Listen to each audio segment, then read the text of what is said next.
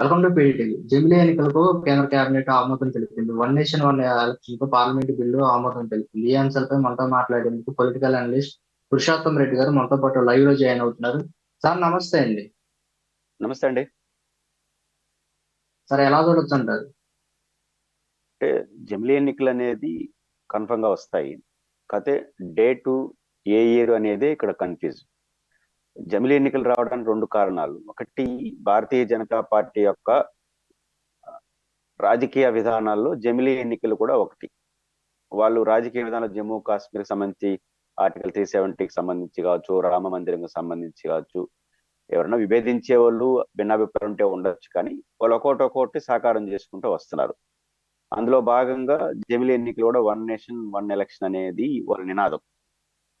అయితే అదొకటి, వాళ్ళు ఖచ్చితంగా థర్డ్ టర్మ్ అధికారంలోకి వచ్చారు కాబట్టి చేయాల్సిన అవకాశం ఉందనేది ఒక పాయింట్. రెండో పాయింట్, నిన్నటి వరకు కొంచెం శశబెశలు డౌట్లు ఉన్నాయి. ఎప్పుడైతే మాజీ రామ్నాథ్ కోవింద్ గారు, మాజీ ప్రెసిడెంట్ ఆఫ్ ఇండియా సారథ్యంలో సెకండ్ టర్మ్ అధికారం వచ్చినప్పుడు కమిటీ వేశారు. వారు రిపోర్ట్ ఇచ్చి చాలా కాలమైంది. అయితే ఆ రిపోర్ట్ ఇంకా కేబినెట్ ముందుకు రాకపోవడం వల్ల చేస్తారా చేయరా అని చిన్న అనుమానాలు వ్యక్తం వచ్చాయి. అప్పుడు అందరూ అనుమతించింది బీజేపీకి ఎంత లాభం ఎంత నష్టం అనే చుట్టూ నడిపింది రాజకీయం. ఇప్పుడు కేబినెట్ ఆమోదించడం, రాష్ట్రపతి ఆమోదం పొందడంతో ఇంకా పార్లమెంట్ ఆమోదంతో అది చట్టబద్ధం అవుతుంది. కాబట్టి ఆ అడుగులు వేసే అవకాశాలు స్పష్టంగా కనిపి ఏకాభిప్రాయం తీసుకురావడం, అందరి మద్దతు తీసుకోవడం, ఎందుకంటే 2/3 మెజారిటీతో పార్లమెంట్ ఆమోదించాలి కాబట్టి దాని చుట్టూ రాజకీయం నడుస్తా ఉంది.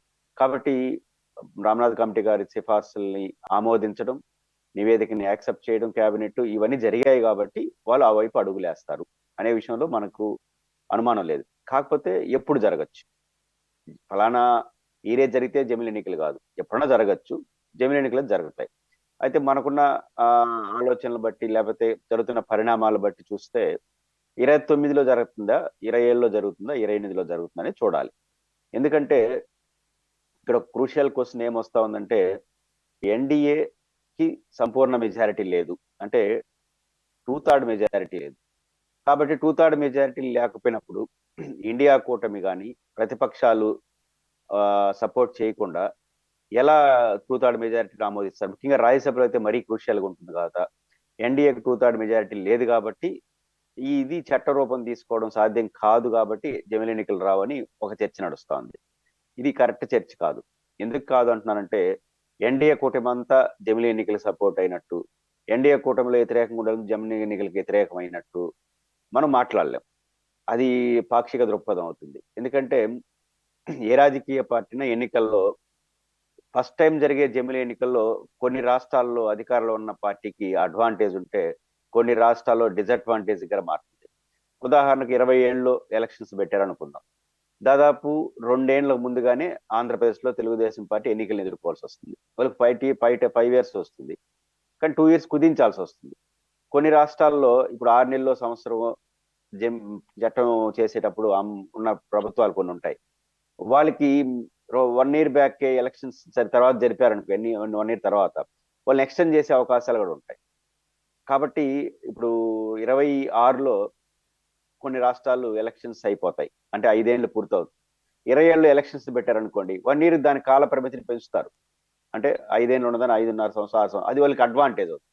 కాబట్టి ఒక్కొక్క రాజకీయ పార్టీ ఒక్కొక్క రకంగా ఆలోచిస్తుంది తప్ప ఎన్డీఏ వాళ్ళందరూ వ్యతిరేకించేట్టుగా, ఇండియా కూటమి వాళ్ళందరూ లేకపోతే ప్రాంతీయ పార్టీ సపోర్ట్ చేసేట్టుగా ఉండవు. ఆయా పార్టీల యొక్క ప్రయోజనాలు చూసుకుంటాయి. ఉదాహరణకు ఆంధ్రప్రదేశ్ లో జగన్మోహన్ రెడ్డి గారు ఉన్నారు. జగన్మోహన్ రెడ్డి గారు ఎన్డీఏ కూటమిలో భాగస్వామి కాదు, చంద్రబాబు నాయుడు గారు ఎన్డీఏ కూటమిలో భాగస్వామి. కాబట్టి వీళ్ళిద్దరు ఎటు చూస్తారు జమిలీ ఎన్నికలు? ఇప్పుడు 20 ఏళ్ళలో పెట్టారనుకోండి, ఖచ్చితంగా చంద్రబాబు నాయుడు గారికి అభ్యంతరం ఉంటుంది. సరే, అభ్యంతరం ఉండి బీజేపీతో తెగదింపులు చేసుకుంటారా, బీజేపీతో ఉండి లోపల చెప్తారా, లేకపోతే అడ్జస్ట్ అయిపోతారా అని వారు వ్యక్తిగత విషయం, వాళ్ళ పార్టీకి చూసుకుంటుంది.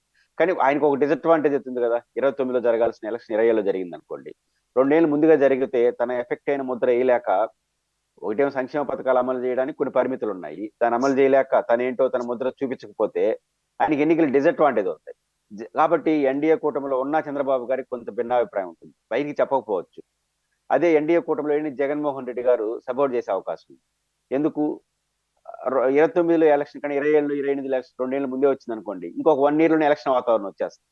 ఎలక్షన్ వాతావరణం వచ్చేస్తే అధికార పార్టీ జాగ్రత్తగా ఉంటుంది, హడావుడి చేయదు, ప్రతిపక్షంగా ఉన్న వాళ్ళది యాక్టివ్ అయిపోతారు. కానీ తనకి ఈజీ అయిపోతుంది. 5 ఏళ్ళు ప్రతిపక్షం ఉండదానికన్నా 3 ఏళ్ళు ఉంటే అది గెలుస్తారా వాడతారని ఆయన నమ్మకం ఉండొచ్చు గెలుస్తామని. కాబట్టి అందులో అంత ఘోర పరాజయం 40% ఓట్లు రావడం. రెండోది ఇప్పుడు అధికారం వచ్చిన ఈ కాలంలో సంక్షేమ పథకాల అమల్లో కొంత గందరగోళం రావడం, 3 పార్టీల మధ్య చిన్న చిన్న తేడాలు ఇవన్నీ కూడా ఆడికి దారితీస్తే ఎంతో కొంత నష్టం చేస్తాయి వాళ్ళకి. కాబట్టి అది వైసీపీకి అడ్వాంటేజ్ కదా. కాబట్టి తనకు అవకాశం ఉంటుందని ఆయన ఎన్నికల సభ అంటే ఇక్కడ నేను ఎందుకు చెప్పదలుచుకున్నానంటే ప్రభుత్వంకి అధికారంలో ఉన్న వాళ్ళకి అడ్వాంటేజ్ గా ఆ సమయం ఉంటే ఒక రకంగా స్పందిస్తారు, అందుకు భిన్నంగా ఉంటే ఇంకో రకంగా స్పందిస్తారు. కాబట్టి ఎన్డీఏ కూటమిలో అందరూ సపోర్ట్ చేసేట్టుగా ఎన్డీఏ కూటమి బయట ఉన్న వాళ్ళు ఎందుకు వ్యతిరేకిస్తారు? 27 ప్రాంతాల్లో పెడితే డిఎంకేకి అభ్యంతరం ఉండదు. ఏదో ఫిలాసఫికల్ గా 1 నేషన్ 1 ఎలక్షన్ అనే దాన్ని వ్యతిరేకించే వాళ్ళు తప్ప 90% ప్రాంతీయ పార్టీలు వాళ్ళ ప్రయోజనాల చుట్టూ ఆలోచిస్తారు. మళ్ళీ ఎట్లా 5 ఏళ్ళకి ఒకసారి జరుగుతుంది కాబట్టి అభ్యంతరం ఉండదు. కాబట్టి ఇది 2/3 మెజారిటీ లేదు కాబట్టి వాళ్ళు పొందలేరు అనేది కరెక్ట్ సిద్ధాంతం కాదు. ఖచ్చితంగా వాళ్ళు ఏ వ్యూహంతో పోతారు, ఏ రాజకీయ పార్టీని ఎట్లా తన వైపు తిప్పించుకునే దాన్ని ట్రై చేస్తారు, బెదిరించి కాదు. వారికి అడ్వాంటేజ్ డెసిషన్ తీసుకుంటే ఒక రకంగా ఉంటుంది. మనం ఇది చెప్పారు ఆంధ్రప్రదేశ్ లో 20 ఏళ్ళు ఎలక్షన్ పెట్టడానికి ఎట్లా ఉంటుంది. తెలంగాణ 2018 2028లో ఎలక్షన్ జరగాలి, రాష్ట్ర ఎలక్షన్. కానీ బీఆర్ఎస్ ఇప్పుడు కాన్ఫిడెన్స్ వచ్చిందని మేము గెలుస్తామని అప్పుడు ఏం చేస్తుంది బీఆర్ఎస్? ఖచ్చితంగా 20 ఏళ్ళలోనే ముందు ఇంకో 6 నెలలు ముందు పెట్టారనుకో ఇంకా సంతోషాన్ని ముందుకు వస్తుంది. కాబట్టి వీళ్ళు సమర్థిస్తారు, వీళ్ళు వ్యతిరేకిస్తారనే సిద్ధాంతంతో దీన్ని జరగదని ఊహించుకోవడం కరెక్ట్ కాదు. ఏమైనా జరగచ్చు. బీజేపీ దీన్ని ఎట్లా టాక్టికల్ గా తీసుకొస్తుంది అనే దాన్ని బట్టి ఎన్నికల తేదీ, ఎన్నికల సమయం అనేది నిర్ణయించబడుతుంది. కానీ పక్క అది ఏ రోజైనా సరే జమిలీ ఎన్నికల వైపు భారతదేశాన్ని బీజేపీ అధికారంలో ఉండగానే తీసుకొస్తారని మాత్రం స్పష్టంగా అర్థమవుతుంది. సార్, తెలంగాణ మాజీ సీఎం కేసీఆర్ కానివ్వండి, ఇటు ఆంధ్ర మాజీ సీఎం జగన్మోహన్ రెడ్డి గారు కానివ్వండి, వీళ్ళిద్దరికి అయితే గుడ్ న్యూస్ అనుకోవచ్చు మీరు చెప్పిన దాని ప్రకారం అయితే. ఇప్పుడు జగన్మోహన్ రెడ్డి గారు అదే విధిగా సహజంగా మీరు అడిగే ప్రశ్న కరెక్టే. ఎందుకంటే నాకు లాభమే కదా. ఇప్పుడు జగన్మోహన్ రెడ్డి గారికి జమిలి ఎన్నికల పేరుతో ఇంకో 2 ఏళ్ళు ముందు రావడం ఖచ్చితంగా అడ్వాంటేజ్. గెలుస్తారు వాడతారు అనేది ఇప్పుడే చెప్పలేం.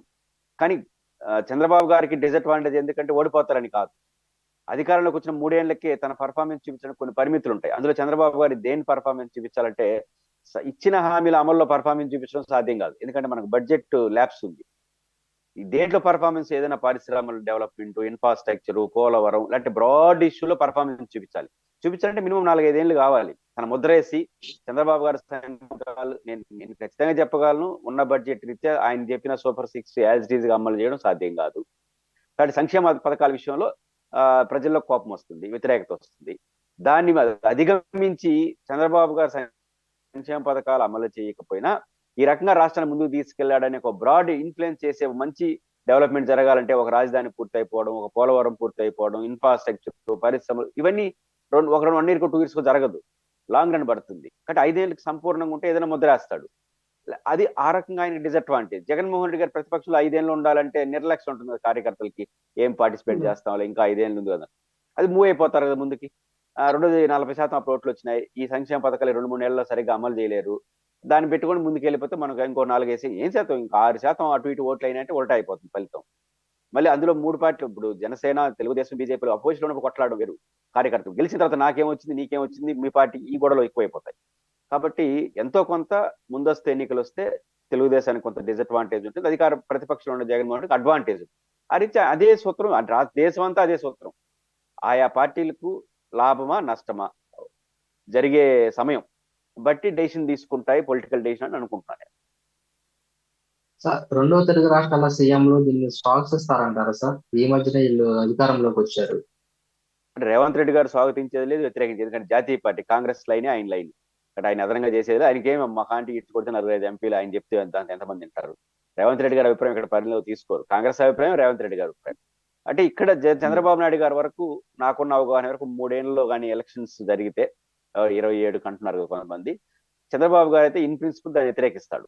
అయితే బీజేపీతో తెగదెంపులు చేసుకున్నామంటే ఆ సినిమానే మళ్ళీ 2018 నాటి సినిమానే మళ్ళీ వస్తుంది. ఖచ్చితంగా సింహగర్జన చేస్తాడు. అసలు దేశాన్ని వన్ నేషన్ ఇదేం పద్ధతి, లెఫ్ట్ అండ్ రైట్ ఇచ్చేస్తాడు ఆయన స్టైల్లో. బీజేపీతో అడ్జస్ట్ కావాలనుకుంటే లోపల చెప్పే ప్రయత్నం చేస్తాడు, కాకపోతే అడ్జస్ట్ అయిపోతాడు. కాబట్టి బీజేపీతో తను ఎలా ఉండాలి నెక్స్ట్ అంటే జమిలీ ఎన్నికలు అంటూ వచ్చేస్తే ఆ ఎన్నికల్లో బీజేపీతో కలిసి ఉందామా, దూరం జరిగిపోదామా? దూరం జరిగిపోవాలని నిర్ణయించుకుంటే మాత్రం బహిరంగంగా మాట్లాడతాడు, బ్రహ్మాండంగా మాట్లాడతాడు. వద్దు అనుకుంటే లోపల కొంచెం తన అభిప్రాయం చెప్పి ఒప్పించే ప్రయత్నం చేస్తాడు. కాబట్టి ఆయన బీజేపీతో ఎలాంటి స్టాండ్ తదుపరి ఎన్నికల కోసం తీసుకోవాలనుకుంటున్నాడో దాన్ని ఆధారంగా చేసుకుని ఆయన వైఖరి ఉంటుంది. సార్ నరేంద్ర మోడీ పంతం నెగ్గినట్టే అనుకోవచ్చా సార్? ఖచ్చితంగా నరేంద్ర మోడీ గారు కొన్ని విషయాల్లో తన ఇన్ఫ్లుయెన్స్ ఖచ్చితంగా చేస్తున్నారు కదా. జమ్మూ కాశ్మీర్ ఆర్టికల్ 370, అయోధ్యలో రామాలయం సుదీర్ఘ కాలం అపరిష్కృతంగా ఉన్న సమస్య, దాంట్లో నేను సానుకూలంగా ఉండొచ్చు, మీరు వ్యతిరేకంగా ఉండొచ్చు, డిఫరెంట్ ఇష్యూ. కానీ కొన్ని బీజేపీ అనుకున్న ఆలోచనల్ని ఇంప్లిమెంట్ చేయగలిగాడు పీస్ఫుల్ గా.